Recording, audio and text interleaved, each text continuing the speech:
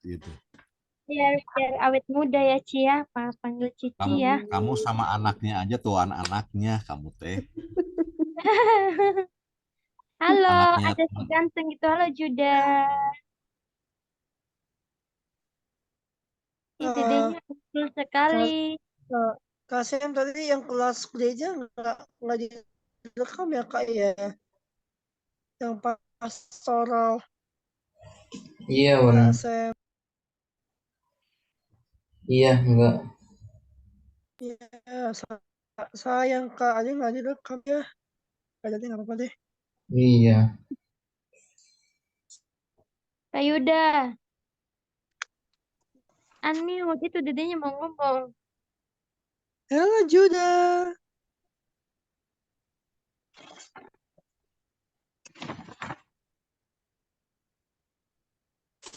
Halo, Ci Grace, apa kabar? Hello, hello everybody. Sudah. Jangan lampu dulu biar terang. Nah, gitu, Pak Ke. Realisme udah belum? Teman-teman Pak Realisme udah pada ngerjain Pak Realisme. Grace udah Grace. Aduh pusing ya Pak Realisme. Belum, Cici. Aku juga masih bingung. Iya nih Besok ya pengumpulannya ya. Apa? Kerjain apa, Cik? hermeneutika. Hermeneutik. Hermeneutika, harmonika. Hermeneutik besok Yang dikumpulin jam kuis. 4 ya. Jam 4 Emang sore. ada kuis? Ada. Ada apa di grup, Pak? Iya. Oh dikerjain toh, kita cuma dibaca doang. Itu dibaca doang. Dikumpulin besok jam 4 sore. Jam 4 sore, jam 4 Masa sih sore. aku belum ngerjain lu? Yang mana sih? Yang di grup tugas sudah Ada. dikirim sih, Pak, kuisnya itu di grup tugas. Ada di grup tugas. Ada nilainya itu nanti atau kuis doang? Itu ada disuruh kumpul sih jam 4 sore besok jam Jam 4 8. sore besok. Tanggal Aku 8. belum ngerjain pula, nggak tahu soalnya. Mana sih? Ya, Pak. Ih, dedenya imut sekali, ampun. Itu kayaknya bingung ya saya yang nomor 3 bingung amat ya. Di hermetika ya, grup hermeneutik ya. Ya, Di grup tugas juga ada, Pak. Grup tugas yang paling Tugas bawah. aja, tugas. Hermeneutik udah ketumpuk kayaknya. Waduh, aku nggak tahu lagi ini harus ngerjain dong malam ini. bingung saya juga. Aku pikir ini bercanda doang ini. Makanya kan nggak pernah kuis, si bapak kan nggak pernah kuis. Kali nanti kuisnya ditanya langsung kali, ditanya pas pelajarannya. Ya. Ini kan kuis. Kalau kuisnya ditanya. Tapi Jawabannya tulisannya apa? dikumpul tanggal 8 kok hari. Saya nggak baca. Saya baca Iya. kuisnya Jadi doang. sorry Ya udah aja jadi tinggal. ini. Di dalam dokumennya sih ada tanggal 8 jam 4 sore kumpul. Ya, dibilang ke bapak itu bukan kuis, itu namanya tes pak. Gitu kalau dikumpulin mah.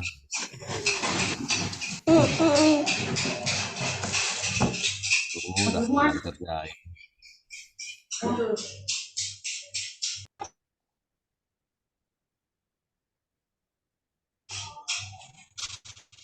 Cuk, ngerjain tugas ya. Jangan di rumah terus. Ya.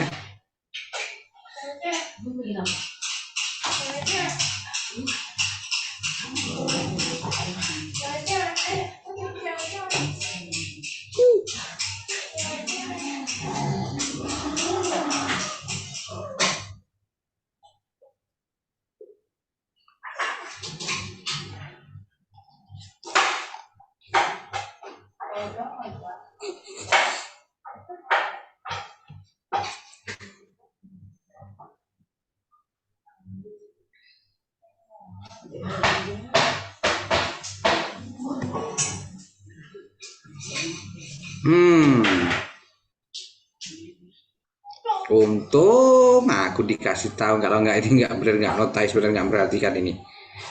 Aduh.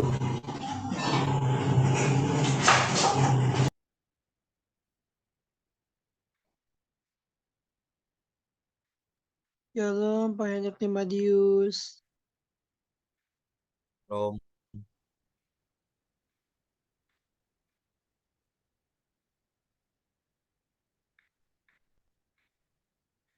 Mari kita mulai kelas kita malam hari ini.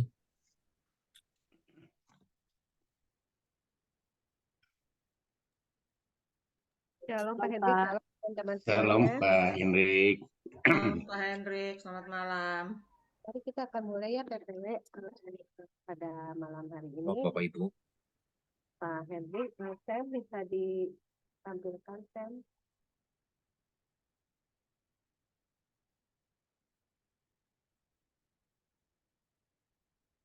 Samuel.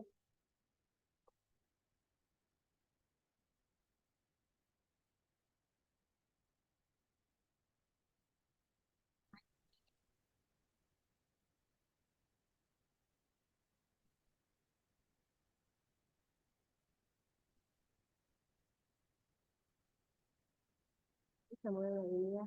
Apa ya, kita tanpa teks juga ya.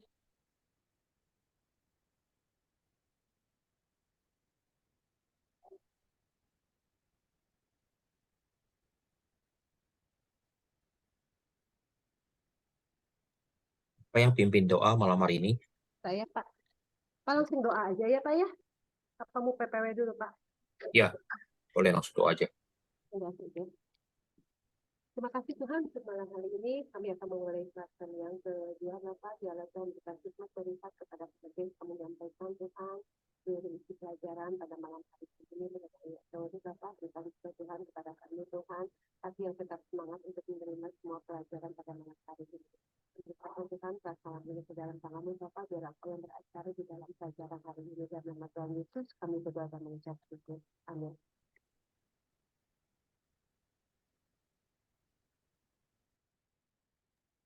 Oke, terima kasih Ibu Emilia. Mari kita lanjutkan pembelajaran kita hari ini dengan kita masih membicarakan tentang Mazmur ya. Secara khusus Mazmur Daud. Nah, di pelajaran kemarin kita membahas Mazmur secara umum. Apa itu bentuk-bentuk Mazmur ya. Dan kita akan membahas lebih spesifik mengenai Mazmur yang ditulis oleh Daud, ya Mazmur Daud. Nah, kita sudah pernah belajar bagaimana pola Daud, ya pola yang diberikan oleh Daud itu dihidupi oleh anak-anak Daud, yaitu Raja Yehuda. Nah, tapi kali ini kita pengen lihat bagaimana pola Daud terkait Mazmur ya, Mazmur kan ya. Daud dikatakan adalah pemazmur yang dicintai di Israel. Itu adalah juga sebuah pola yang diikuti, yang dihidupi oleh gereja mula-mula. Nah, kita punya beberapa petunjuk tentang hal ini ya dari 3 ayat ini ya. Efesus 5 ayat 19. Kita baca ayat ini ya, Bapak Ibu, tanpa harus buka mic. 2, 3. Dan berkata-katalah seorang kepada yang lain dalam mazmur, kidung puji-pujian dan nyanyian rohani. Bernyanyi dan bersoraklah bagi Tuhan dengan segenap hati. Nah, jadi mazmur adalah sesuatu yang dinyanyikan ya di gereja mula-mula, jemaat di Efesus. Demikian juga di Kolose kita menemukan yang serupa dengan apa yang dikatakan oleh Paulus di Efesus. Dan sambil menyanyikan mazmur dan puji-pujian dan nyanyian rohani, kamu mengucap syukur kepada Allah di dalam hatimu. Ya, kita ketemu lagi kata mazmur. 1 Korintus 14 ayat 26. Bila mana kamu berkumpul, hendaklah tiap-tiap orang mempersembahkan sesuatu. Yang seorang mazmur, yang lain pengajaran atau penyataan Allah, tetapi semuanya itu harus dipergunakan untuk membangun. Ya, mazmur ternyata bisa dipergunakan untuk membangun. Kenapa demikian? Karena isi dari mazmur itu sendiri ya adalah, nanti kita akan lihat ya seperti apa isinya mazmur Daud sehingga itu bisa dipergunakan untuk membangun. Ya. Nah, jadi ini 3 ayat ini menunjukkan kepada kita bahwa polanya Daud dalam bentuk mazmur itu diteruskan dan dihidupi oleh gereja mula-mula. Ya, kita ingat di dalam perkataan mazmur itu ada makna pemakaian alat musik, ya, pemakaian alat musik. Nah, ada kalangan kelompok gereja yang mereka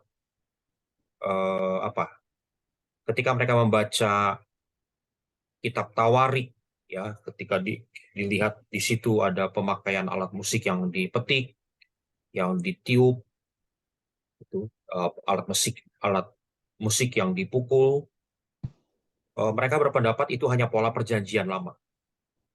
Ya, karena itu kita kalau sekarang mungkin udah jarang ya, tapi mungkin katakanlah 30 tahun yang lalu ada banyak sekali gereja yang menolak pemakaian alat musik secara lengkap. Nah, Pak Elman mengalami nggak ya seperti itu, Pak? Melihat gereja yang alat musiknya tunggal, misalkan organ atau apa gitu, mereka menolak yang lain-lain. Mengalami nggak, Pak? Mengalami, Pak. Alami ya? Katanya berisik, Pak. Ada berisik. Waktu saya jadi jemaat, sebelum saya bergabung dengan GBI, saya ada di sebuah gereja Kristen. Jadi bagi mereka itu musik setan ya, kalau udah ada gitar, udah ada drum gitu ya. Ya banyak yang bilang begitu kan, kalau ada unsur beat, wah itu udah kayak unsur penyembahan berhala, musik setan dan sebagainya. Ya. Nah, tapi kalau kita bilang, Anda lihat dong kitab Tawarik, di situ ada alat musik yang dipukul. Nah, mereka akan menjawab apa? Iya, itu perjanjian lama. Ya kan gitu kan. Di perjanjian baru kita tidak lagi melihat ayat yang mendukung pemakaian alat musik secara intensif. Ya. Di perjanjian baru tidak dituliskan. Ada nggak sih? Ada bernyanyilah di dalam hatimu, ya, making melody in your heart, gitu kan. Dan ini mungkin ayat yang tadi kita lihat, yang Mazmur, itu mungkin sedikit petunjuk tentang adanya alat musik yang dipakai di dalam ibadah gereja mula-mula. Tapi memang tidak disebutkan secara spesifik. Berbeda dengan di perjanjian lama, kita menemukan bahkan sampai alat musiknya disebut satu persatu. Ya. Dari mana anggapan bahwa gereja tidak bisa mengikuti pola pemakaian alat musik seperti di kitab Tawarik? Itu dari Jonathan Edwards, dari Calvin ya. Jadi gereja-gereja yang biasanya merujuk kepada Calvin, nah itu biasanya mereka termasuk gereja yang menolak pemakaian alat musik. Nah, tapi kita lihat sekarang makin jarang, semakin sedikit ya. Sekarang gereja udah bisa menerima seluruh kekayaan alat musik. Betul, Pak. Betul, Pak. Ditiup, dipukul, ya. 7 tahun yang lalu saya pernah beribadah di sebuah gereja baptis yang tua di Semarang. Gembalanya udah generasi saya gitu ya, generasi seumuran saya gitu. Nah, dia bilang sekarang dia mengadopsi seluruh alat musik. Tapi gembala yang sebelumnya hanya mengizinkan organ gitu ya. Di gereja baptis di Semarang.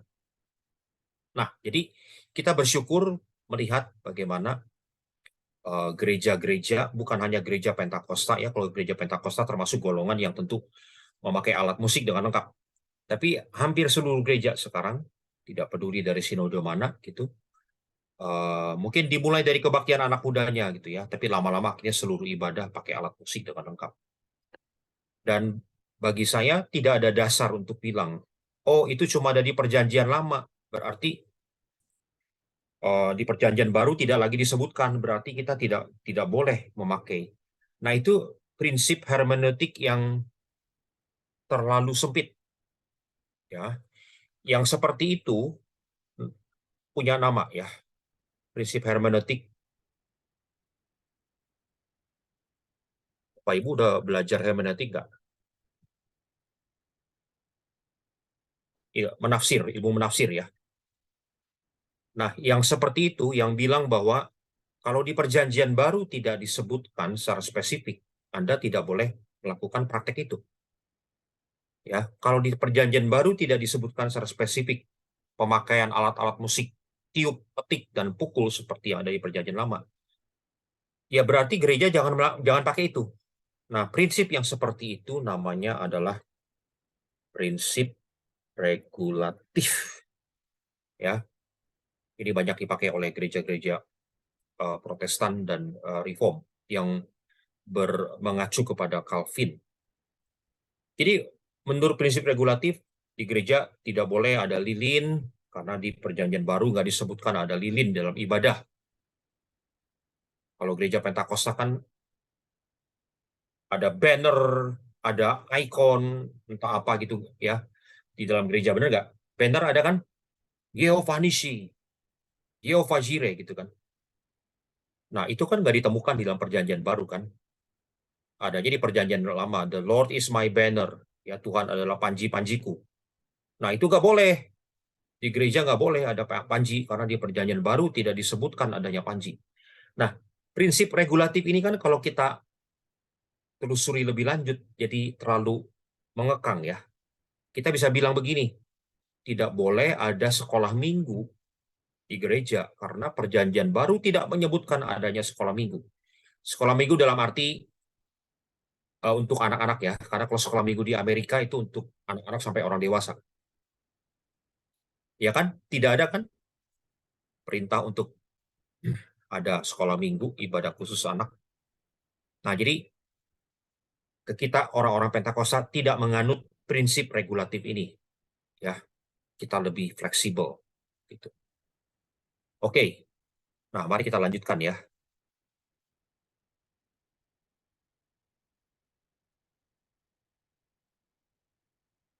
Nah, Mazmur itu ya, oleh para ahli Alkitab Perjanjian Lama disebut sebagai revolusi Daud. Kenapa disebut revolusinya Daud? Berarti ada sebuah yang revolusioner terkandung di dalam Mazmur. Karena di dalam Mazmur, Daud menunjukkan kekayaan ekspresi penyembahan yang merefleksikan keragaman perjalanan umat bersama dengan Allah. Perjalanan umat bersama dengan Allah itu naik turun, ada musimnya. Ada musim hujan, berkat, ada musim kemarau, kering, kerontang, padang gurun, ya kan? Itulah kehidupan umat Allah bersama dengan Allah. Kehidupan bersama dengan Allah bukan berarti kehidupan yang selalu diberkati, damai, sukacita, tidak ada padang gurunnya, gitu ya. Nah, jadi kalau kehidupan umat Allah di dalam perjalanan bersama dengan Allah itu ada musimnya, tentu ekspresi penyembahan juga akan mengikuti musim kehidupan. Ekspresi penyembahan akan sesuai dengan musim kehidupan. Itu kira-kira ya. Nah, itu yang dikatakan sebagai kekayaan ekspresi yang diberikan oleh Daud. Walter Brueggemann, seorang profesor Perjanjian Lama yang sangat mendalami kitab Mazmur, menyelidiki ada 3 siklus atau 3 musim kehidupan yang diekspresikan di dalam kitab Mazmur. Ya. Apa itu musimnya? ODR, orientasi, disorientasi, dan reorientasi. Orientasi adalah sebuah masa kehidupan, orientasi kan sebuah arah gitu ya. Sebuah masa kehidupan di mana orang tahu arah, kehidupannya berjalan dengan baik, sesuai dengan rencana, sukacita, diberkati. Itu siklus kehidupan yang namanya orientasi. Tapi kemudian tiba-tiba kehidupan seolah-olah berputar 180 derajat. Yang tadinya menang, lawan musuh menang, sekarang kalah. Musuhnya yang menang, dia kalah. dia jatuh ke dalam penderitaan, dia dihimpit oleh musuh, dia diinjak-injak oleh musuh, dia ditikam dari belakang, dia difitnah. Nah, itulah musim atau siklus kehidupan disorientasi. Bapak Ibu pernah dengar istilah dalam bahasa Inggris namanya disoriented? Ketika orang kena masalah dia bingung, ngeblank gitu ya. Disoriented, ngeblank. Ya. Nah, ini sama dengan istilah, kalau kita pakai istilah ini, ada di dalam lembah kehidupan. Lembah, ya. Nah, tapi ada masa di mana setelah masuk ke dalam disorientasi, orang mulai bangkit kembali, move on, menemukan kembali irama kehidupannya, bangkit kembali. Itulah yang disebut reorientasi. Nah, jadi pada dasarnya siklus kehidupan, orientasi, disorientasi, reorientasi di dalam kitab Mazmur ini sebenarnya kan itu menggambarkan siklus kehidupan kita semua. Betul nggak? Ada masa di mana kita mengalami orientasi, ada masa di mana kita mengalami disorientasi, ada masa di mana kita harus reorientasi, harus bangkit kembali, ya, back to the track, ya, kembali kepada jalur yang benar. Nah, berpadanan dengan musim-musim ini, maka ekspresi Mazmur juga mengikuti. Contohnya nih, di dalam musim orientasi, ekspresi Mazmur yang cocok adalah pujian. Di dalam masa disorientasi, ekspresi Mazmur yang cocok adalah permintaan atau ratapan. Di dalam masa reorientasi, ekspresi Mazmurnya adalah ucapan syukur. Dan menurut Walter Brueggemann, mayoritas Mazmur itu adalah Mazmur untuk siklus kehidupan disorientasi. Ya, untuk siklus kehidupan disorientasi. Nah, jadi sekali lagi berdasarkan ini tentang Daud, ya. Kita harus meriset kembali atau merevisi paradigma kita, seolah-olah kita hanya punya satu ekspresi untuk seluruh musim kehidupan. Ekspresinya apa? Sorak-sorai kemenangan, ya, mengucap syukur untuk seluruh musim kehidupan. Tentu kita mendapatkan perintah di dalam perjanjian baru. Senantiasalah engkau mengucap syukur dalam segala keadaan. Benar, ya. Tapi itu tidak boleh dimaknai bahwa kita ini orang yang super hebat, selalu bisa mengucap syukur. Mazmur memberikan ruang kepada kita, ya, untuk masa disorientasi, untuk masa di mana kehidupan sedang masuk ke dalam sebuah lembah. Itu ada ratapan. Ya, tentu di dalam ratapan pada akhirnya ada ucapan syukur. Nah, disitulah kita memaknai perintah, ya. Ucapkanlah syukur dalam segala keadaan, karena itulah yang dikehendaki Allah buat bagi engkau, gitu kan, ya. Mengucap syukur dalam segala keadaan. Ya, itu bukan dimaknai dengan kita sama sekali nggak ada ruang untuk mengekspresikan grief, kesedihan, mengekspresikan dalam tanda petik keputusasaan. Ya, kita ini manusia. Kita punya emosi bukan hanya yang positif, betul? Kita punya emosi, kesedihan, kekecewaan, putus asa, dan sebagainya. Yang tidak boleh terjadi di dalam kehidupan orang percaya adalah kita tenggelam di dalam emosi itu. Dan Mazmur menyatakan tadi kan, kita tidak boleh ada di disorientasi terus. Ada masa harus reorientasi, mengucap syukur, lalu masuk kembali ke orientasi, ujian. Ya. Nah, jadi di dalam konteks itulah tadi dikatakan bahwa Mazmur adalah sebuah revolusi dari Daud.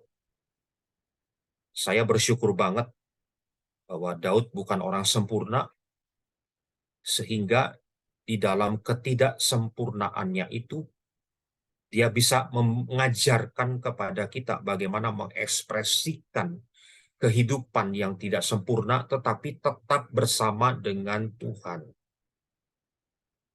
Kalau Daud bukan orang yang berdosa, kita tidak akan menjumpai Mazmur 51. Kita akan sulit untuk menjumpai ekspresi ratapan di dalam Mazmur. Ya. Tapi kita bersyukur bahwa Daud sama dengan kita. Ada masa orientasi, ada masa disorientasi, ada masa reorientasi. Ya. Bisa dipahami sejauh ini? Ya, jangan salah tangkap ya terkait tadi mengucap syukur.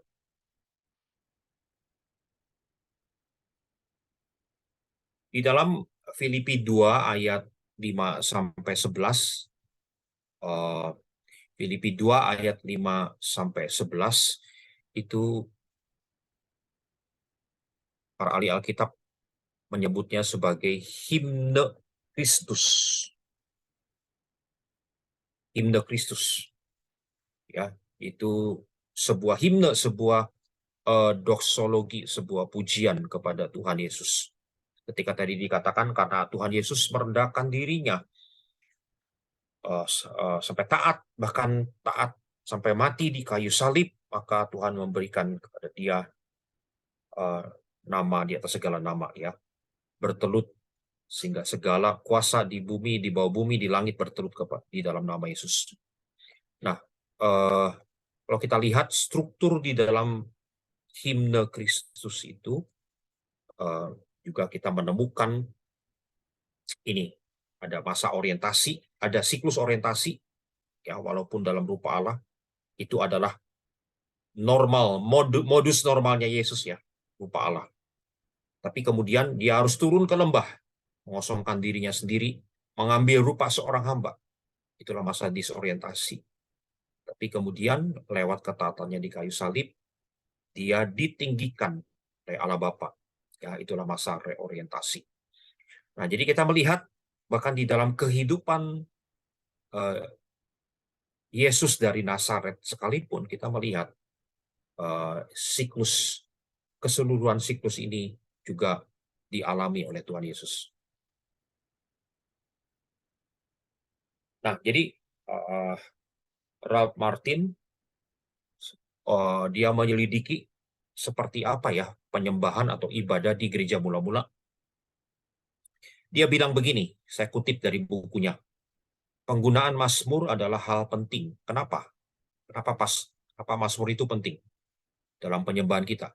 Karena orang Kristen secara naluriah seperti sang Tuan berpaling kepada Mazmur Daud untuk ekspresi bahasa yang mencurahkan emosi yang terdalam.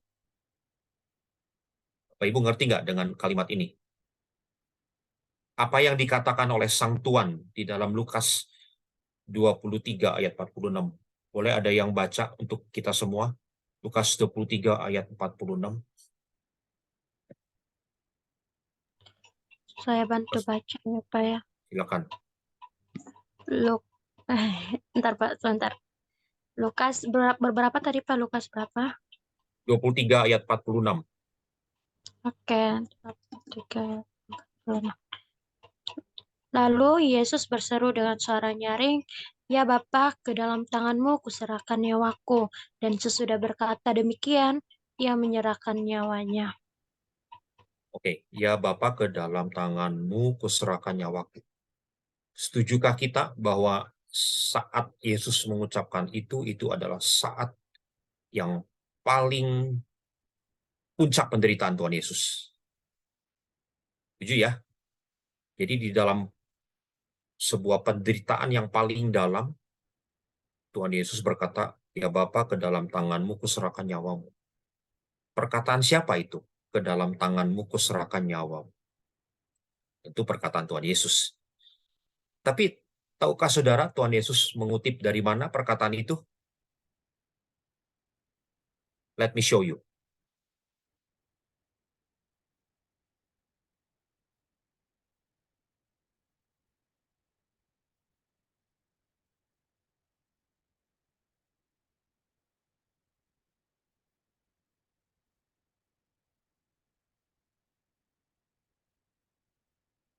Bentar, saya cari dulu ya.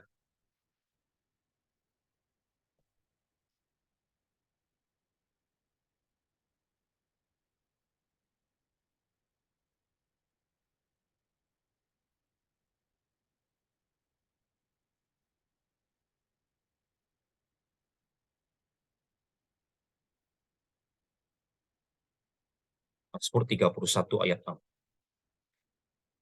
Ke dalam tanganmu lah kuserahkan nyawamu.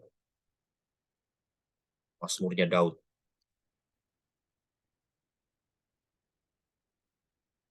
Sekarang Bapak Ibu mengerti nggak makna dari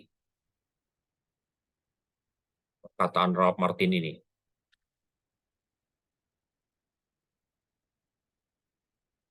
Tuhan Yesus memberikan teladan kepada kita di saat dia ada di dalam puncak penderitaannya, di saat dia perlu mengekspresikan dengan perkataan, ya, pada saat dia paling menderita, dia memakai Mazmur Daud untuk mengekspresikan apa yang dia rasakan kepada Bapak, gitu ya. Jadi ini makna dari kutipan Ralph Martin. Jadi kalau Yesus seperti itu, dia pakai Mazmur untuk mencurahkan emosi yang terdalam. Tentu kita semua orang-orang Kristen juga harusnya secara naluriah menyerupai Yesus, ya.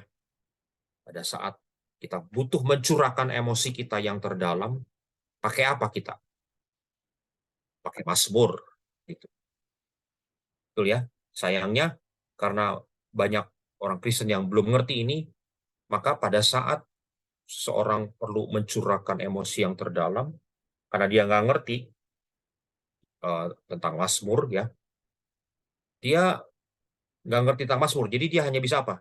Nangis berkepanjangan, misalkan gitu kan, benar nggak ya?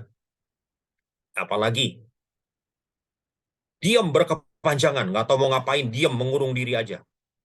Nah, dia punya emosi yang terdalam, dia nggak bisa ekspresikan itu. Ya, tapi kita belajar satu hal malam hari ini. Tuhan Yesus memakai Mazmur Daud ketika dia perlu mengekspresikan emosi yang terdalam itu. Jadi kita juga bisa meneladani Tuhan Yesus memakai Mazmur Daud untuk ekspresikan.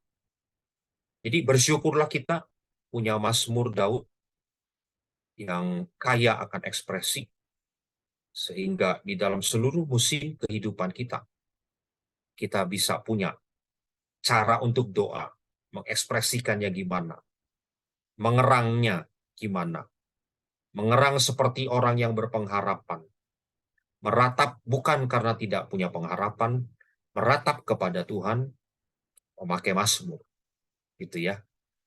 Nah, jadi ini yang saya juga nggak tahu ya kenapa ya tidak pernah ada yang nyinggung. Selalu di dalam pengajaran atau khotbah semuanya nadanya positif semua, betul nggak? Ya, padahal tidak demikian seharusnya. Nah, kita bersyukur untuk Ralph Martin yang mengatakan ini. Oke, nah sekarang kita masuk ke Mazmur Daud. Ada 73 Mazmur Daud. Mazmur Daud itu apa? Mazmur yang ditulis oleh Daud. Itu dikonfirmasi ya oleh penulis Perjanjian Baru, Matius 22, Kisah Para Rasul pasal 2, Ibrani pasal 4.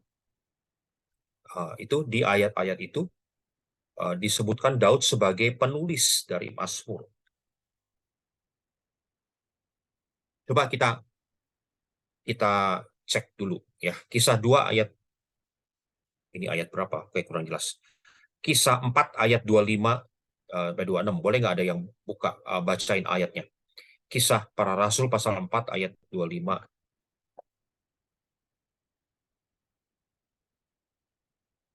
Ada yang bacain? Kisah Para Rasul 4 ayat 25. dan oleh Roh Kudus dengan perantaraan hamba-Mu Daud, Bapa kami, Engkau telah berfirman, mengapa rusuh bangsa-bangsa, mengapa suku-suku bangsa merekah-merekah perkara yang sia-sia? Sampai 25 aja ya Pak. Ya, ayat 26-nya, raja-raja dunia bersiap dan para pembesar berkumpul untuk melawan Tuhan yang diurapinya. Dari mana itu berasal? Dari Mazmur 2 ayat 1 dan 2. Jadi, Kisah Para Rasul ditulis oleh siapa? Seorang dokter yang bernama Lukas. Ya, Lukas menyebutkan tadi. Jadi ini kutipan dari Mazmur 2 ayat 1 dan 2. Tapi Lukas bilang begini.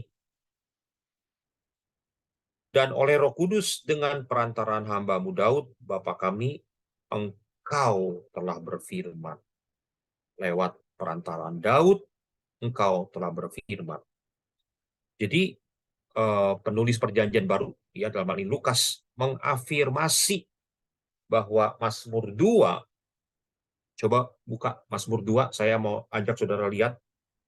Mazmur 2, tolong buka.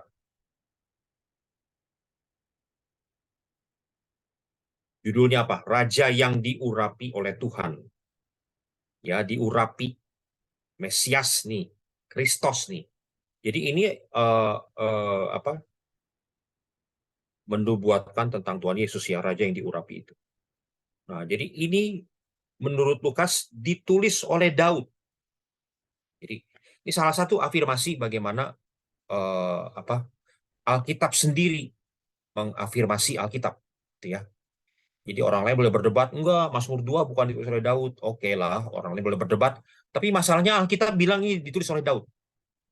Jadi kita percaya aja, menerima apa yang dikatakan oleh Alkitab, ya. Nah, dari 73 Mazmur Daud itu, ada 13 Mazmur Daud yang memiliki latar historis. Artinya, apa yang diceritakan, apa yang diungkapkan di dalam Mazmur itu dapat dikaitkan dengan sebuah kejadian di dalam sejarah hidupnya Daud. Ya. Sebagai contoh, coba lihat Mazmur pasal yang ketiga. Mazmur pasal yang ketiga dikatakan begini. Nyanyian pagi dalam menghadapi musuh. Mazmur Daud ketika ia lari dari Absalom anaknya. Kita lihat bersama-sama aja ya.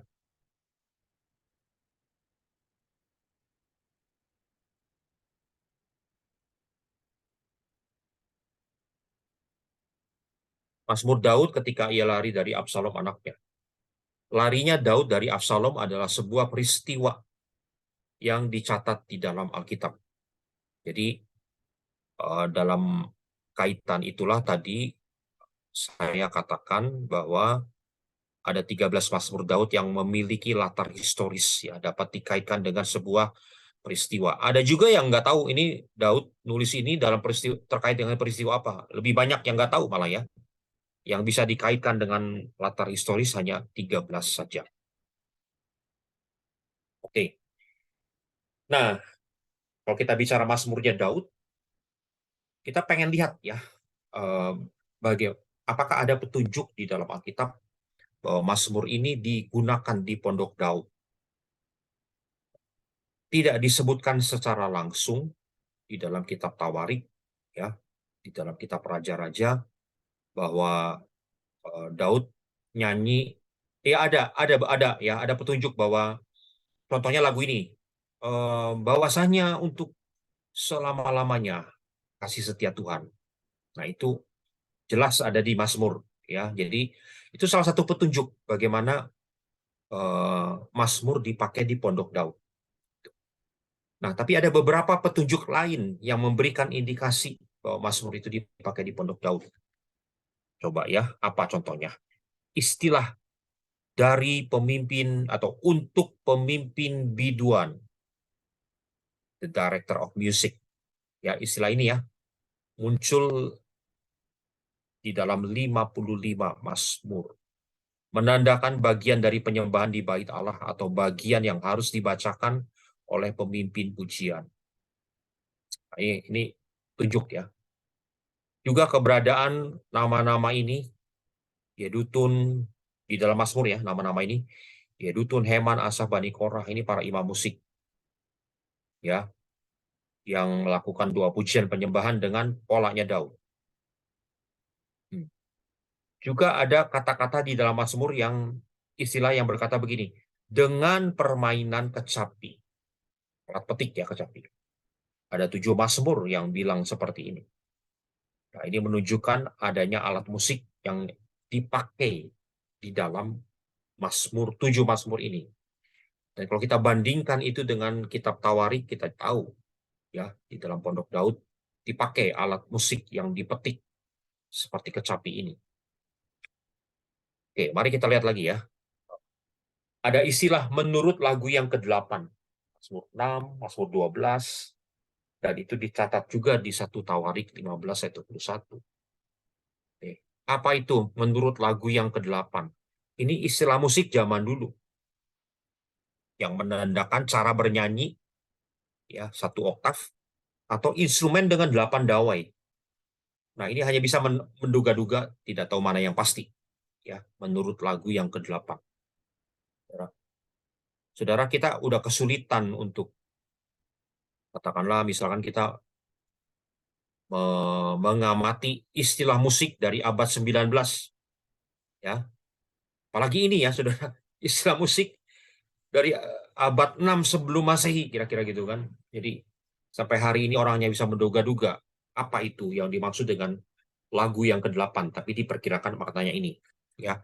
Dan yang paling terkenal Selah. Bukan selak ya, bahasa Indonesia bukan Selah. Ya, jadi yang dibaca selah, selak itu ya. Diselak bukan ya.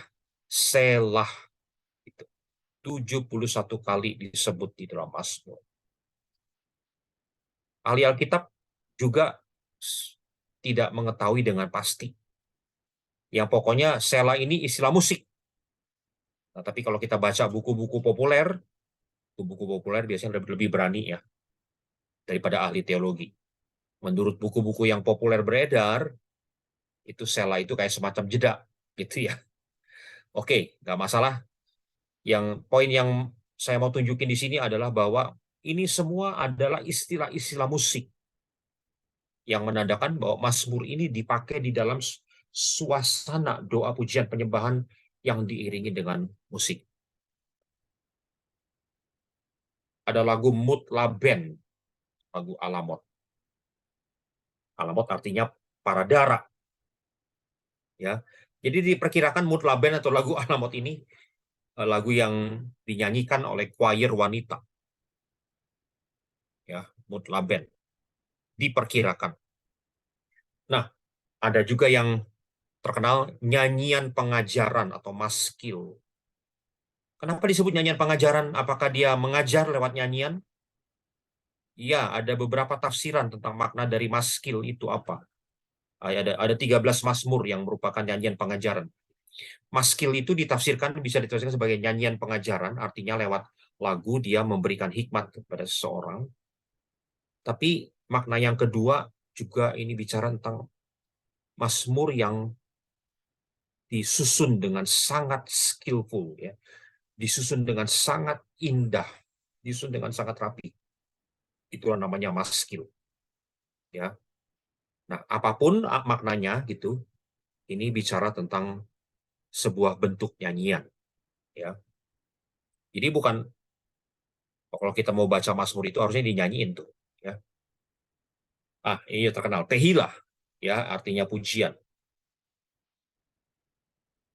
Muncul 1 kali di judul Mazmur, muncul sering kali di dalam isi Mazmur. Ya, berasal dari akar kata HLL. Ingat bahasa Ibrani itu pada dasarnya hanya terdiri dari konsonan, tidak punya vokal. Haleluya. Iya, haleluya. Ya. Kalau semua vokalnya dihilangin, yang tertinggal adalah 3 konsonan HLL gitu. Ya, jadi Tehillah itu THLL. Ya, haleluya HLL. Nah, jadi ini ada kaitannya gitu ya.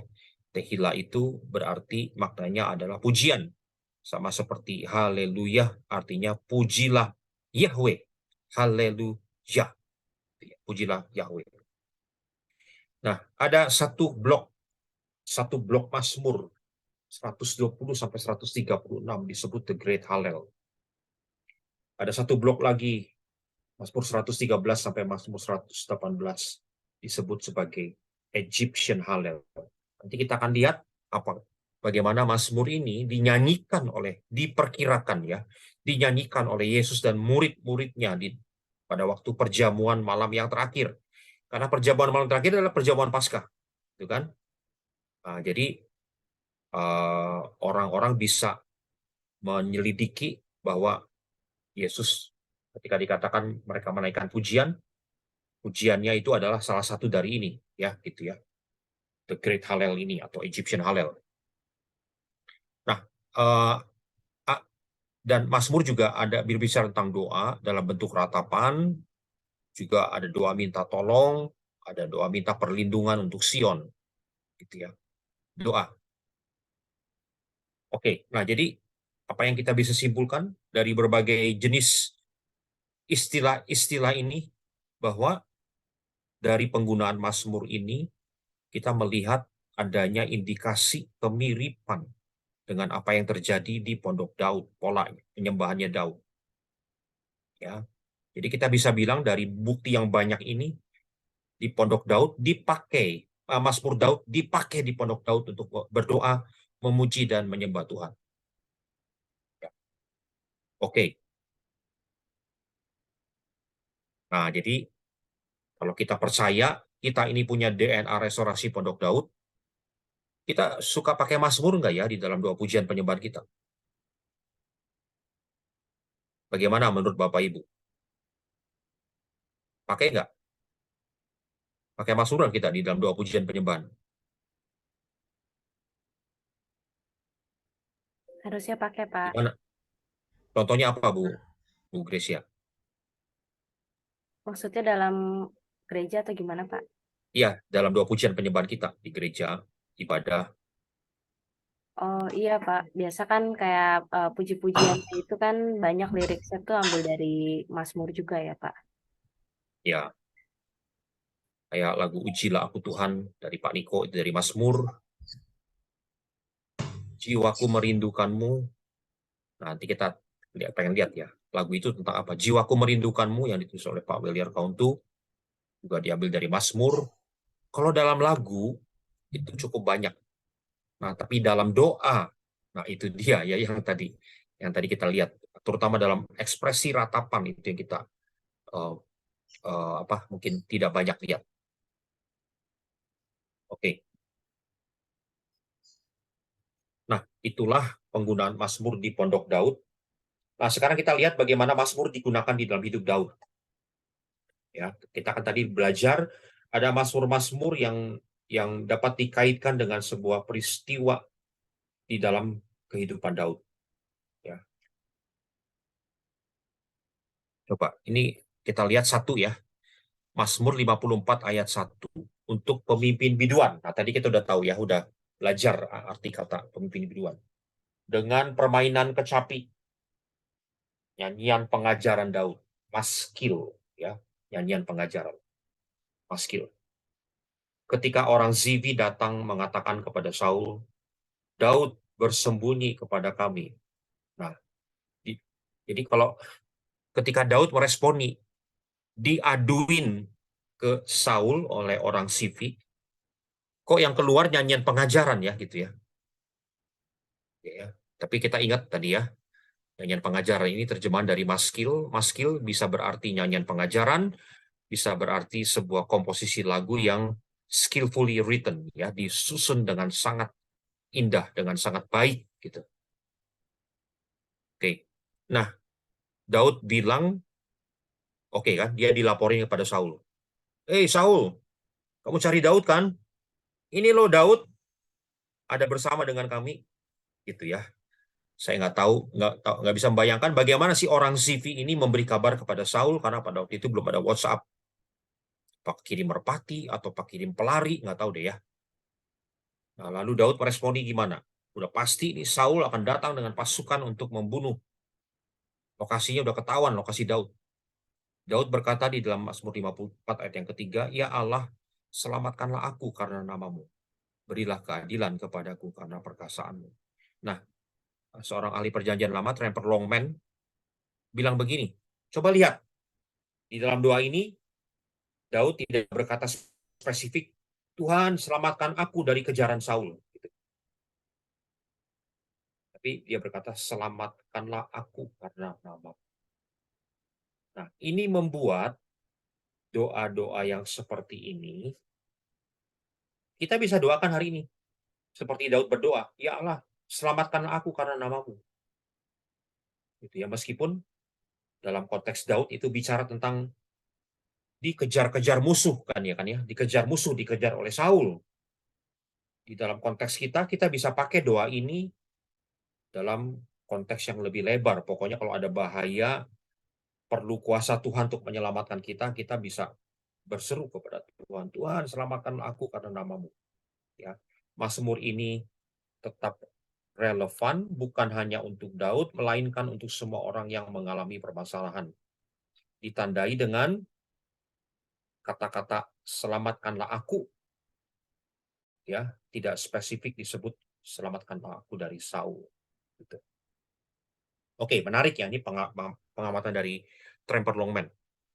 Jadi sekali lagi, tadi kita udah belajar bagaimana Yesus sendiri memakai Mazmur Daud untuk mencurahkan emosi yang terdalam.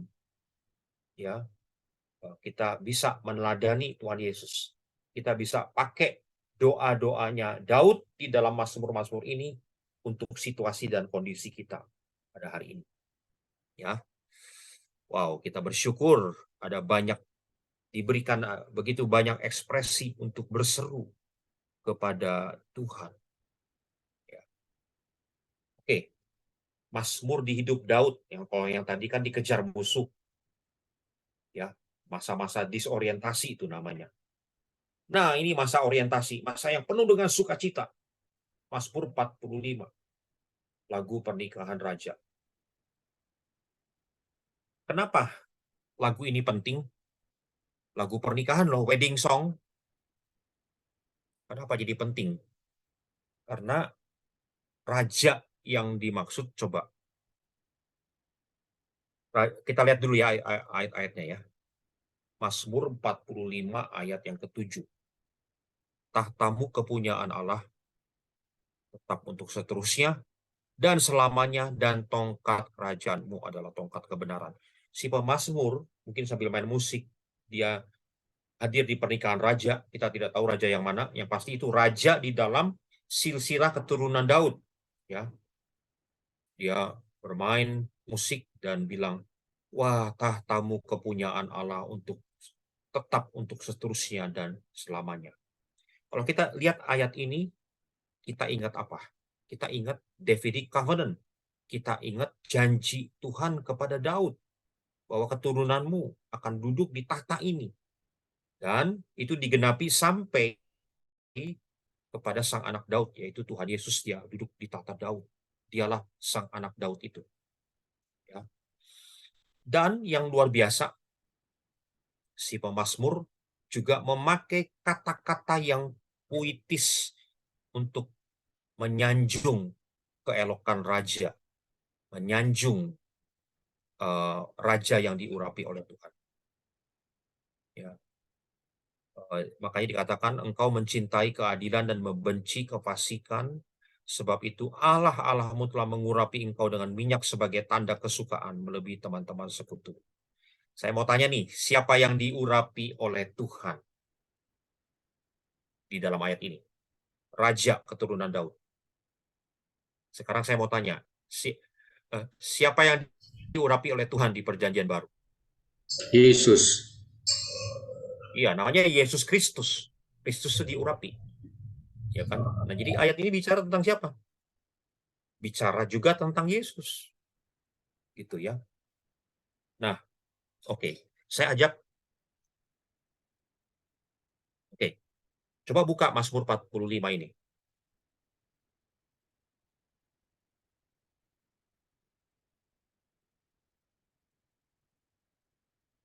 Tolong baca ayat yang kedua dan ayat yang ketiga. Boleh ada yang baca Mazmur 45 ayat 2 dan 3. Oke, Pak. Mazmur 45 ayat 2 dan ketiga. Demikian firman Tuhan. Hatiku meluap dengan kata-kata indah. Aku hendak menyampaikan sajakku kepada raja. Lidahku ialah pena seorang juru tulis yang mahir. Engkau yang terelok di antara anak-anak manusia, kemurahan tercurah pada bibirmu. Sebab itu Allah telah memberkati engkau untuk selama-lamanya. Wah, indah ya, puitis ya. Ditujukan kepada raja. Nah, boleh nggak kata-kata di dalam ayat 2 dan 3 ini ditujukan kepada Yesus? Boleh, Pak. Nah, itu dia. Ya. Nah, kita akan lihat lagu ini ya. Mazmur 45 dijadiin lagu, terutama 2 ayat ini, ayat 2 dan 3, dan selebihnya ditambahin lirik oleh si penulis lagu ya. Kita mau dengerin lagu ini, bagaimana diinterpretasi ulang dan diterapkan untuk menyanjung Tuhan Yesus. Oke.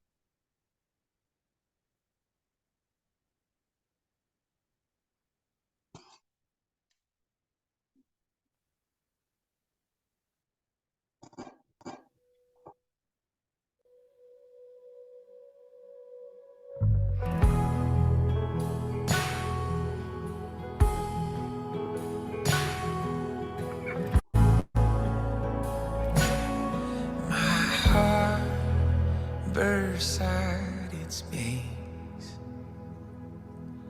spilling with beauty and goodness. I pour it out as a song to my King, shaping the rivers into words. What grace pours from the sound calls the midnight to morn. The melody turns my winter to spring. I echo it now in my worship. I echo it now in my worship. 10,000 strong, you're the fairest of all, fairest in heaven and earth. Of the children of men, you're the fairest of them, fairest in heaven and earth.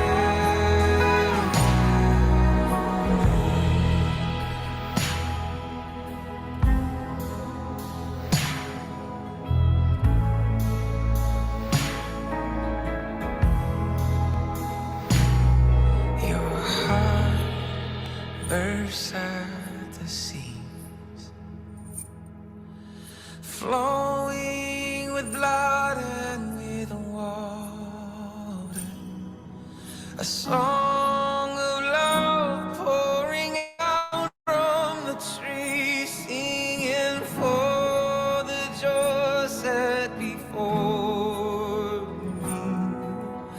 For the joy set before me. 10,000 strong, you're the fairest of all, fairest in heaven and earth.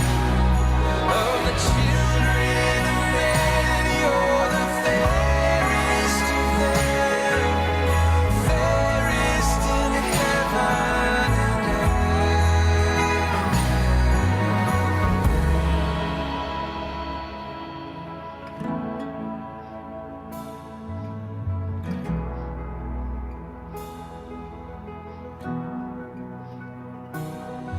You ransomed your bride on the day that you died and ascended to heaven in glory.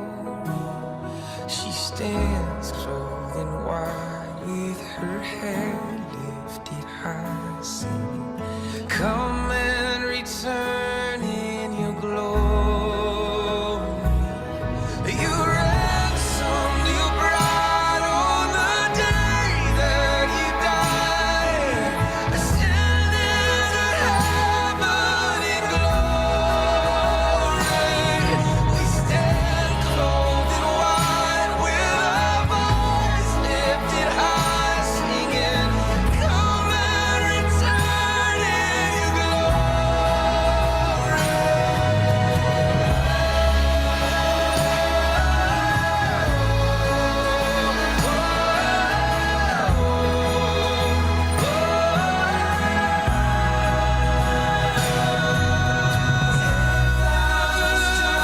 You're the fairest of all, fairest in heaven and earth. Of all the children of men, you're the fairest of them, fairest in heaven and earth.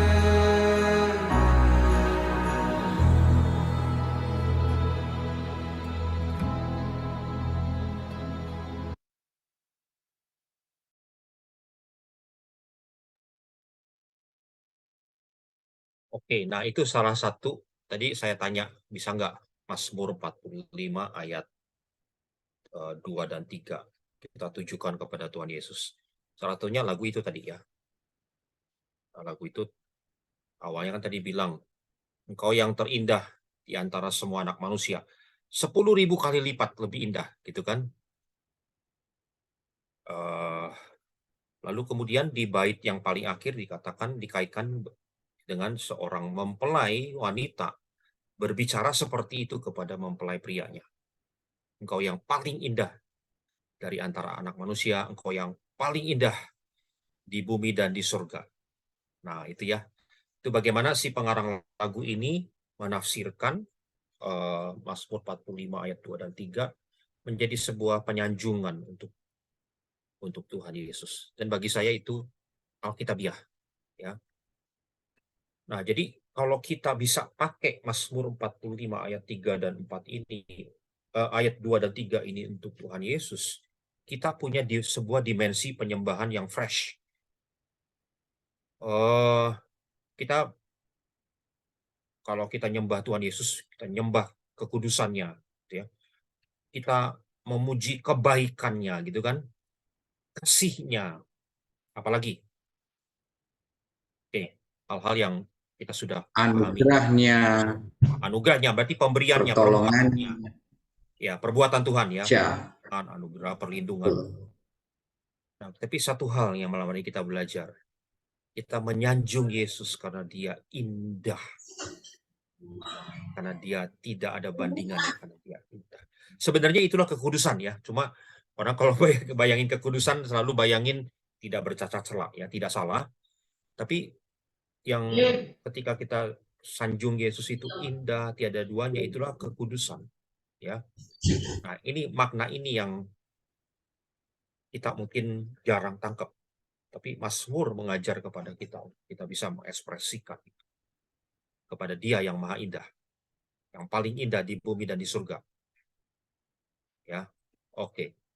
Di dalam Mazmur yang lain dikatakan Mazmur 73 atau Mazmur 72. Ya. Selain kau tiada yang lain di bumi di surga. Nah, itu bukan Mazmur Daud ya, itu Mazmurnya Asaf. Asaf siapa? Pemuji penyembahnya Daud. Itu di Mazmur 73 ya, siapa gerangan ada padaku di surga selain engkau. Selain engkau tidak ada yang kuingini di bumi. Ini lagu-lagu yang menyanjung Yesus sebagai yang maha indah yang kita dambakan. Luar biasa ya. Inilah penyembahan ya, sampai ke level ini. Oke, nah itu bisa diekspresikan dengan Mazmur.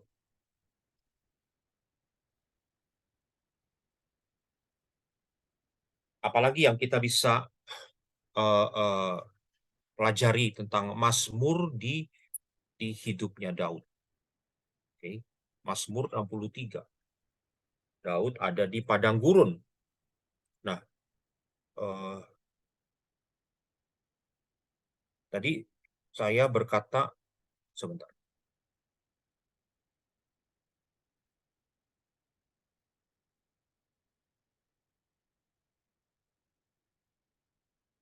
Salah satu lagu penyembahan yang populer adalah lagu Seperti Rusa. Saking banyaknya lagu Seperti Rusa, seorang pengkhotbah minta kepada WL, saya mau lagu Seperti Rusa. Maka WL akan bertanya, rusanya yang mana Pak? Karena banyak gitu. Seperti rusa yang mana gitu ya, rusanya yang mana? Nah, jadi itu suasana di padang gurun dipakai oleh Daud untuk mengekspresikan kehausan akan Tuhan. Nah, akan tetapi di dalam Mazmur 63 ini adalah sebuah peristiwa yang terjadi di dalam hidup Daud. Ya, peristiwanya apa? Bahwa Daud melarikan diri ke padang gurun Yehuda. Nah, ada dua peristiwa di dalam Alkitab di mana Daud melarikan diri ke padang gurun. Ya, yang pertama itu pada saat dikejar oleh Saul. Yang kedua pada saat dikejar oleh Absalom, anaknya sendiri. Nah, bisa dua ini nih. Yang mana kira-kira ya? Nah, tapi kalau kita lihat ayat-ayatnya, ini lebih mengarah kepada Daud larikan diri ke padang gurun dari kejaran Absalom. Kenapa demikian? Nanti kita lihat penjelasannya ya. Nah, tetapi lihat bahwa di padang gurun ini Daud berseru, "Ya Allah, Engkaulah Allahku, aku mencari Engkau. Jiwaku haus kepadamu, tubuhku rindu kepadamu, seperti tanah yang kering dan tandus tiada berair." Ternyata padang gurun tidak memadamkan penyembahan Daud. Padang gurun membuat penyembahan lebih dalam. Ya, Daud di padang gurun menyembah lebih dalam. Ya, gitu. Diibaratkan dengan kehausan di tanah yang kering. Nah, kalau kita lihat ini di ayat yang ketiga dikatakan begini, demikianlah aku memandang kepadamu di tempat kudus. Tempat kudus ini bukan sembarang tempat. Tempat kudus ini bicara tentang tempat di mana Yahweh tinggal, tempat di mana ada tabut. Ya. Nah, jadi demikianlah aku memandang kepadamu di tempat kudus sambil melihat kekuatanmu dan kemuliaanmu. Kalau kita lihat di dalam 2 Samuel 15 gitu ya, peristiwa ini, maka sesuatu yang luar biasa terjadi ketika Daud melarikan diri ke padang gurun dari kejaran Absalom. Imam Zadok sama dengan orang-orang Lewi ngangkat tabut. Tabut ini mau ngikutin raja untuk lari ke padang gurun gitu. Imam-imam tahu Daud harus berada di dekat tabut. Jadi Daudnya lari ke padang gurun, tabut ngikutin, gitu kan ya. Tapi apa kata Daud? Biarlah tabut tinggal di Yerusalem. Nanti saya akan kembali lagi ke Yerusalem. Nah, dia punya iman. Ya. Jadi biar tabutnya tinggal di Yerusalem, tetap ada di pondok Daud. Tabutnya jangan ikutin saya ke padang gurun. Nah, dengan latar belakang itu, sekarang kita bisa memahami Mazmur 63 ayat 3 dengan lebih baik. Ketika Daud berkata, demikianlah aku memandang kepadamu di tempat kudus. Ini ketika Daud di padang gurun, dia merindukan pondok Daud. Dia merindukan tabut yang ada di pondok Daud. Yang tidak bersama dengan dia. Nah, jadi Mazmur 63 ini luar biasa loh. Sejauh ini kita selalu melihat Daud ada di pondok Daud. Daud ada di dekat dengan tabut. Dia berdoa memuji menyembah kepada Tuhan di dekat dengan tabut. Ada Daud di situ. Ada para penyembah, ada permainan musik, Daud mengatur semuanya, Daud mengorganisasi para pemuji, penyembah dan sebagainya. Ya, kita selalu melihat Daud ada di dekat dengan tabut, ada di dekat dengan pondok Daud. Tapi di ayat ini, Daud terpisah dari tabut, Daud terpisah dari pondok Daud, Daud harus keluar dari Yerusalem, dia ada di padang gurun, tidak ada tabut. Nah, seolah-olah tidak ada hadirat Tuhan kan gitu ya, tidak ada tabut. Tapi justru di padang gurun dia masih bisa berkata, aku haus kepadamu, aku memandang kepadamu di tempat kudus, ya di pondok Daud yang ada tabutnya. Wow, ini sebuah postur penyembahan yang luar biasa. Setuju ya? Dengan kita belajar pondok Daud, kita lebih bisa memahami Mazmur 63 ini, betapa dalamnya ini Daud menyembah Tuhan. Meskipun seolah-olah tabutnya nggak ada. Nah, ini saya punya cerita menarik terkait dengan Mazmur 63 ini.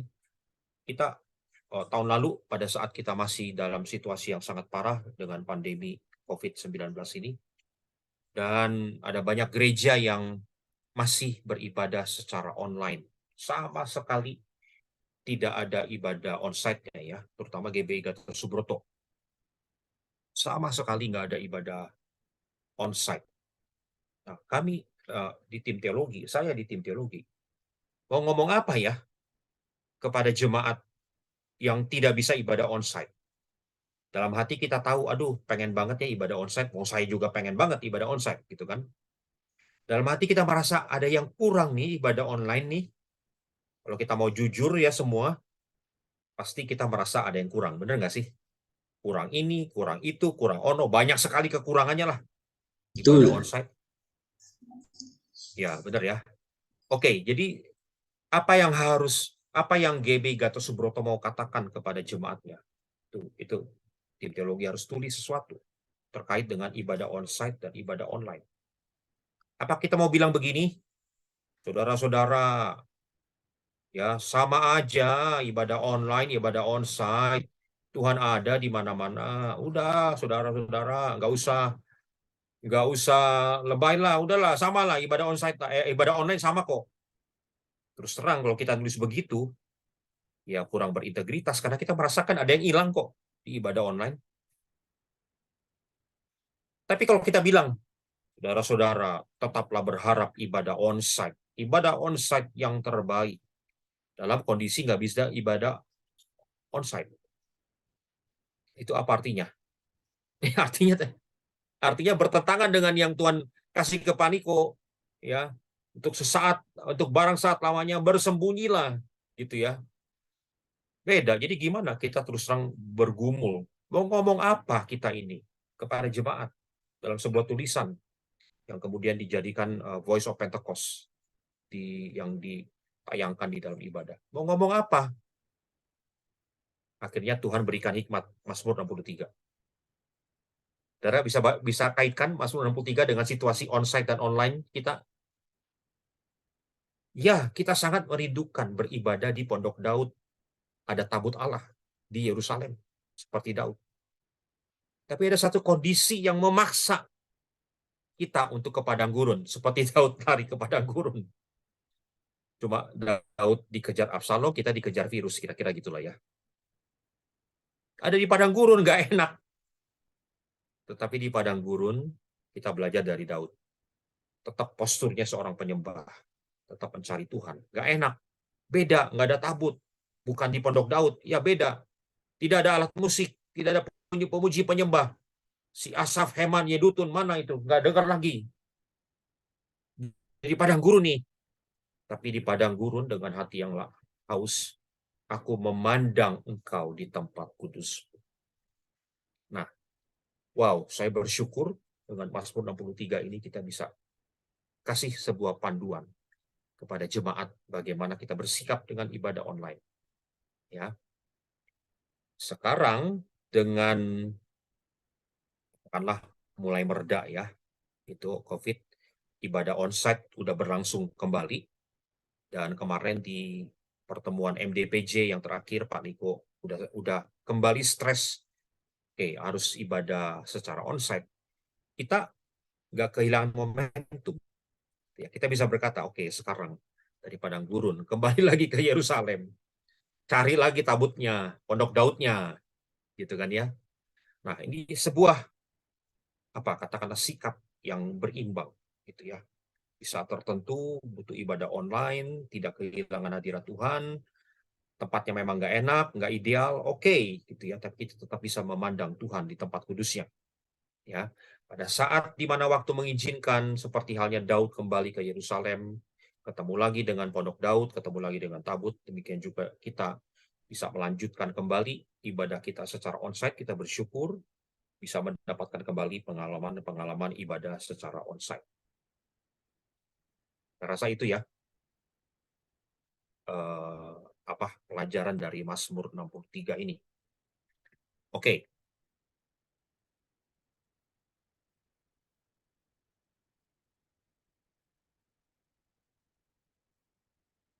Tebak gambar. Ini gambar Raja Daud. Ya. Tentu gambar ini kalau buat saya ada keanehan sejarah. Ya. Contoh yang aneh ya, ini gambar yang punya keanehan secara sejarah gitu ya. Ya namanya juga artis kan boleh juga gambar-gambarnya. Ini gambar Raja Daud gitu ya. Ini keanehan sejarah. Bagaimana mungkin di dekat tata Raja Daud ada anjing, saudara? Nggak mungkin ya. Ini Raja Daud versi Amerika, ya, raja yang suka dengan anjing gitu ya. Orang Amerika suka dengan anjing kan ya. Nah, ini sebuah keanehan. Oke lah, kita nggak mau perdebatkan itu. Apakah gambar ini tepat secara sejarah atau enggak? Tapi saya mau tanya, kira-kira gambar ini menunjukkan peristiwa apa ya dalam kehidupan Daud?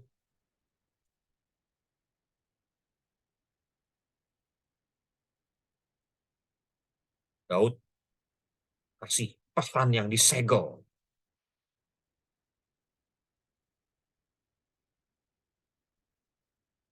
Peristiwa apa ini? Ini peristiwa Uria. Daud kan bikin dosa, dia pengen tutup jejak dosa itu kan ya. Berbagai cara dia lakukan. Dengan panggil Uria, suruh dia tidur dengan istrinya, nggak berhasil. Akhirnya dia kirim surat rahasia kepada Yoab, bilang tolong tempatkan Uria di medan pertempuran yang paling ganas. Dan Uria mati lewat plot yang dirancang oleh Daud itu. Dosa yang sangat mengerikan Daud lakukan.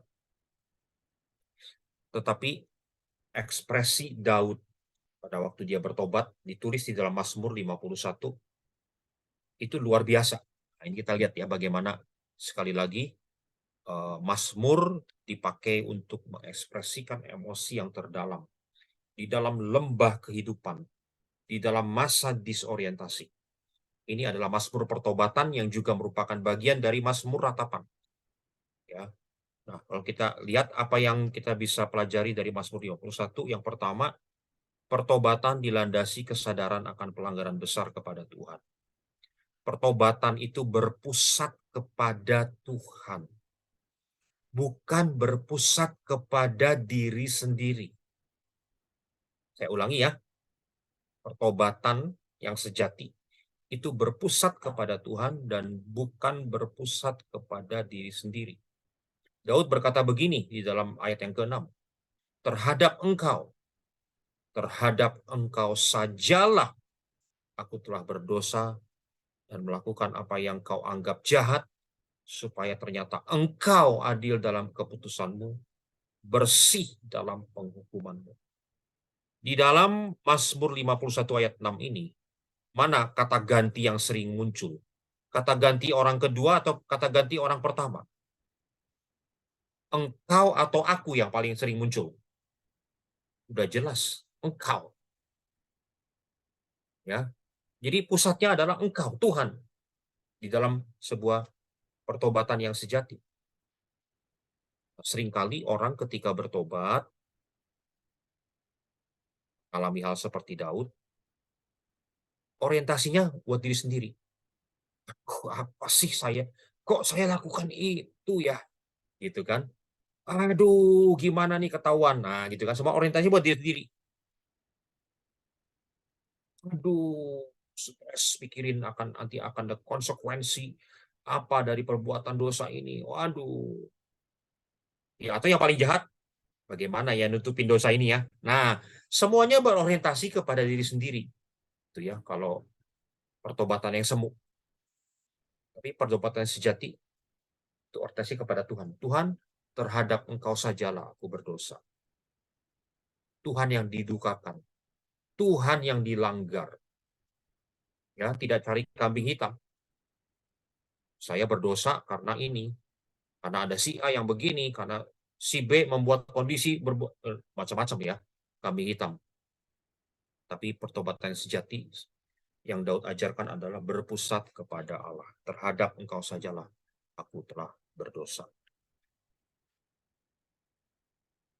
Ya. Dan Daud katakan prinsip yang kedua dari pertobatan ini adalah didasari oleh kasih setia Tuhan. Kasihanilah aku ya Allah menurut kasih setiamu. Hapuskanlah pelanggaranku menurut rahmat-Mu yang besar.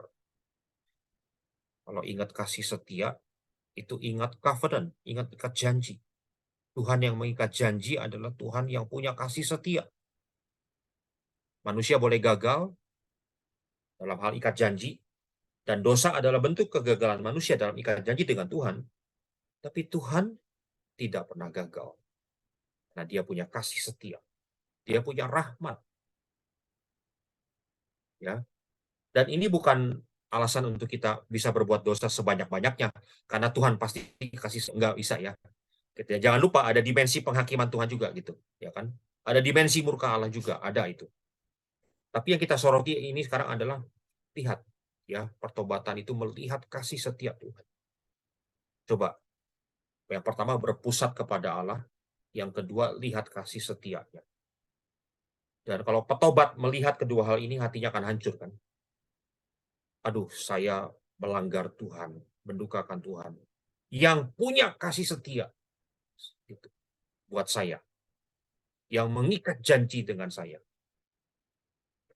Nah, ini Mazmur 51, sebuah Mazmur ratapan yang sangat indah, yang mengajarkan kita bagaimana caranya mengekspresikan penyesalan dan pertobatan yang sejati. Ya, ikutilah caranya Daud. Oke, jadi dengan itu, ini udah bagian yang paling akhir. Nah, di dalam Matius 21 ayat 9, dikisahkan, Matius 26 ayat 30 ya. Yesus dan murid-muridnya menyanyikan nyanyian pujian, lalu mereka kemudian pergi ke Bukit Zaitun untuk berdoa semalaman itu ya. Nah, karena itu merupakan Paskah Yahudi, maka kemungkinan besar Yesus menaikkan ini tadi, Mazmur Halel tadi. Ya. Ya kira-kira gitu ya. Jadi ini contoh bagaimana Mazmur digunakan di dalam Egyptian Halel, digunakan di dalam oleh Tuhan Yesus dan murid-muridnya itu sendiri. Ini ada contoh, nanti saudara bisa lihat.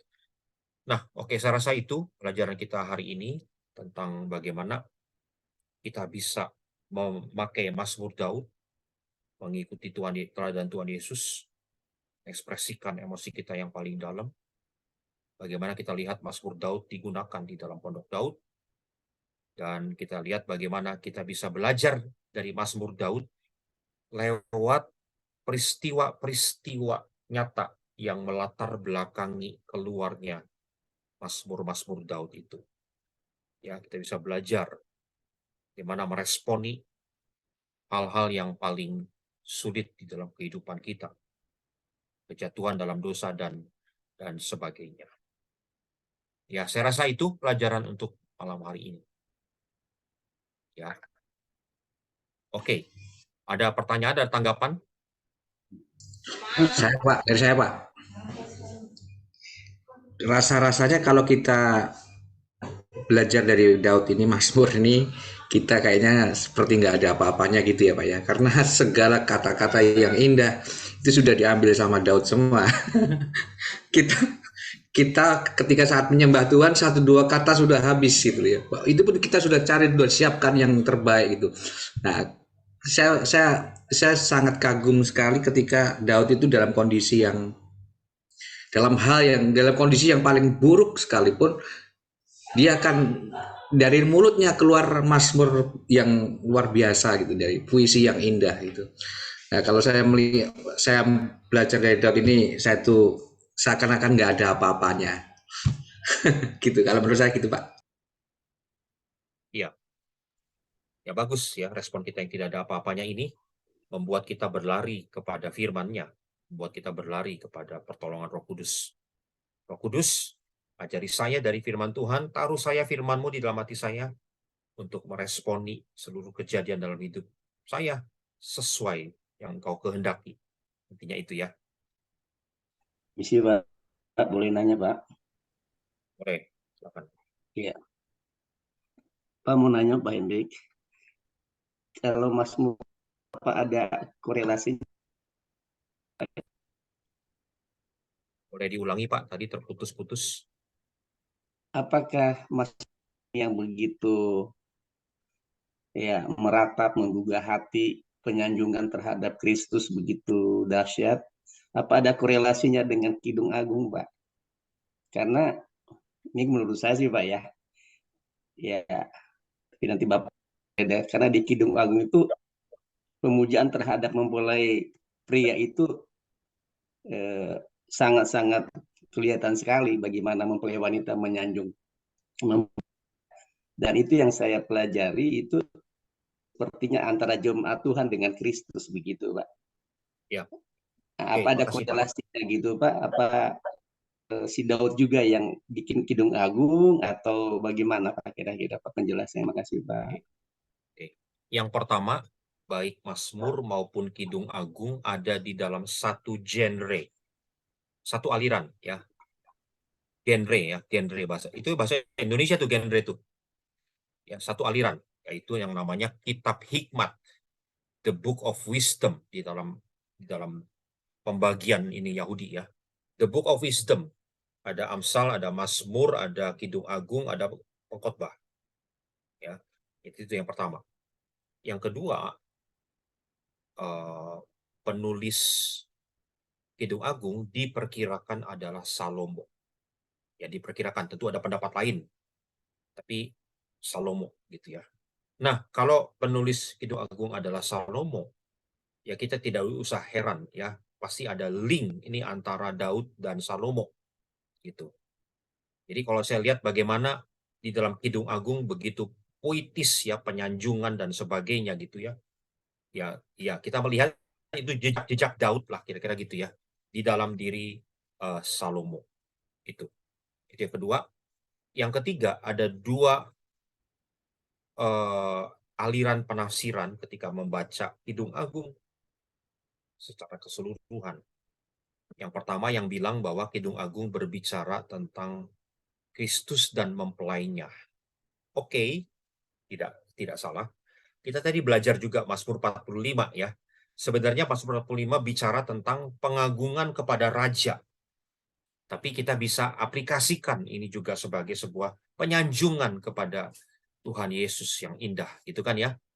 Nah, tentunya Kidung Agung juga secara umum kita bisa lihat gambaran keintiman antara Kristus dan mempelainya.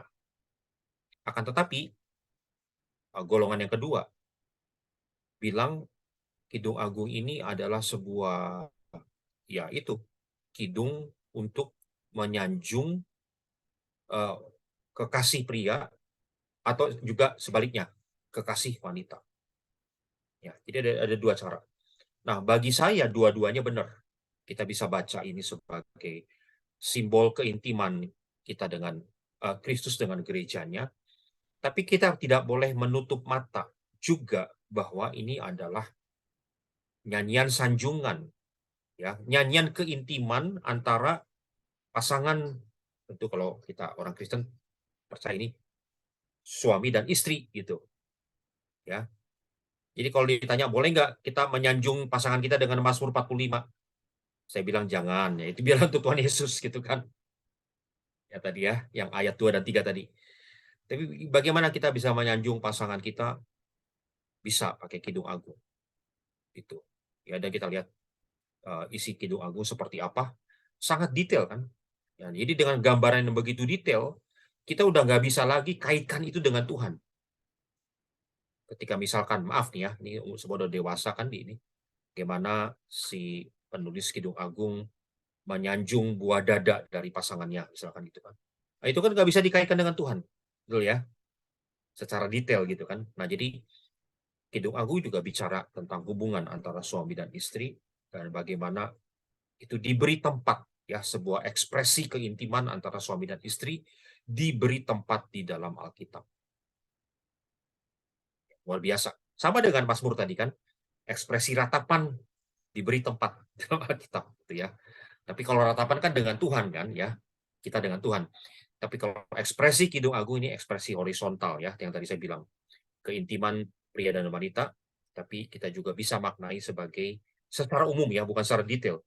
Secara umum adalah keintiman antara Kristus dengan gerejanya. Itu ya Pak Elman ya, semoga menjawab. Ya, jadi secara jasmani, fisik itu antara suami istri apa pacar Ya. itu Pak, manusia, dan secara Kristus dengan jemaatnya Pak ya, secara rohani begitu Pak. Bisa begitu Pak? Betul. Tapi Ya, kalau dengan ya, pacar siap. jangan ya Pak ya, karena udah itu Ya, suami ya, istri, ya. suami istri itu ya. Istri, Pak. Oke ya. Iya Pak, terima kasih Pak. Silakan ditutup dengan doa kalau nggak ada pertanyaan lagi.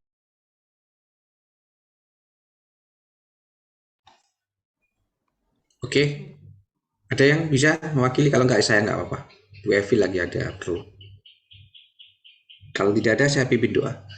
Terima kasih Tuhan, terima kasih kami ucap syukur buat kelas malam hari ini. Kami boleh menyelesaikan 2 kelas dengan penuh hikmat karena penyertaan Roh Kudus yang memimpin kami semuanya. Tuhan, terima kasih buat hamba-Mu Pak Hendrik yang Tuhan telah mengajar kami juga dengan penuh hikmat sehingga penuh dengan urapan, dan sehingga apa yang kami dapatkan malam hari ini boleh memperlengkapi kami semakin hari semakin bertambah-tambah, agar kami terus Tuhan pakai untuk menyelesaikan amanat agung-Mu. Kami juga boleh belajar tentang Daud, bahwa ketika dalam masa-masa yang sulit sekalipun ada mazmur yang indah yang keluar, jadi puisi yang indah yang boleh dipersembahkan untuk Tuhan. Kami mau belajar yang sama Tuhan, meskipun kami tidak apa-apa dibandingkan Daud, tapi kami mau terus belajar, submit, tunduk sama pimpinan Roh Kudus, agar kami terus Tuhan semakin hari semakin serupa dengan Engkau ya Tuhan. Terima kasih, memberkati kami semuanya dengan kesehatan yang sempurna, dan malam hari ini kami juga boleh beristirahat dengan penuh damai, dan besok kembali beraktivitas dengan penuh kegairahan dan semangat ya Tuhan, karena Allah ada di tengah-tengah kami, karena Allah yang pegang kendali hidup kami, ada Roh Kudus yang memenuhi hidup kami ya Tuhan. Terima kasih, kami persembahkan segala hormat kemuliaan hanya bagi nama-Mu. Kami berdoa, kami ucap syukur, sama-sama katakan amin. Terima kasih Pak Hendrik. Terima kasih Pak. Tuhan berkati semua. Pak Hendrik Marius, Tuhan Yesus Pak, memberkati.